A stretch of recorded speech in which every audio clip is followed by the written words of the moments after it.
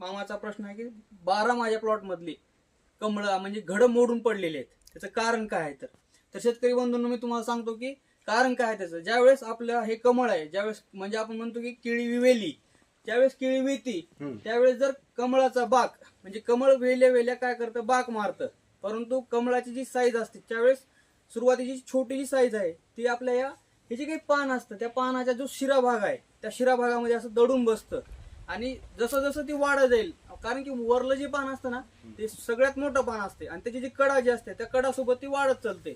परंतु ज्यावेळेस या कमळाचं वजन त्या पानाला सहन होत नाही आणि नाही सहन झाल्यामुळं ती पान वाकून कमळ त्या पानातून निष्ठून खाली येतं. परंतु बाक नाही मोडल्यामुळं त्या वादीमध्ये जी वादी जी असते आपली त्याच्यामध्ये पूर्ण कडकपणा आलेला असतो आणि वजन त्याला सहन नाही झाल्यामुळं त्या पानातून निष्ठले असं कमळ खाली पडून मरतं किंवा ते घड जो आहे तो मोडतो. अशा पद्धतीने ही घड मोडण्याचं कारण फक्त एवढंच आहे. इथं कुठल्या म्हणजे केळीचा काय अन्न पुरवठा कमी नसतो किंवा मग जी काही आपली प्रोसेस आहे, शेतकऱ्याला काय वाटतं की बुवा आपलं कुठं तर चुकलं आहे काय की घड मोडायला आपले, किंवा आपल्याला आता घड मोडायला जर बघितलं आपण तर त्याला कुठल्याही माशीचा डंक नसतो, आळीचा डंक नसतो किंवा कुठल्या त्याला कीड सुद्धा लागलेली नसते, तरी पण आपला घड मोडतो. त्याचं एकमेव कारण फक्त आहे की ज्यावेळेस कमळ बाहेर पडते ते कोणत्या दिशेने पडते आणि पानावर जर टेकलेलं असलं तर ते कमळ आपलं मोडतंय. ही नैसर्गिक नियम आहे. फक्त आपल्याला एवढंच लक्षात ठेवायचे की ज्यावेळेस आपण प्लॉट मध्ये फिरत असतो त्यावेळेस आपलं कमळ या पानामध्ये न अडकता डायरेक्ट कमळानं आपल्या बाग मारला पाहिजे,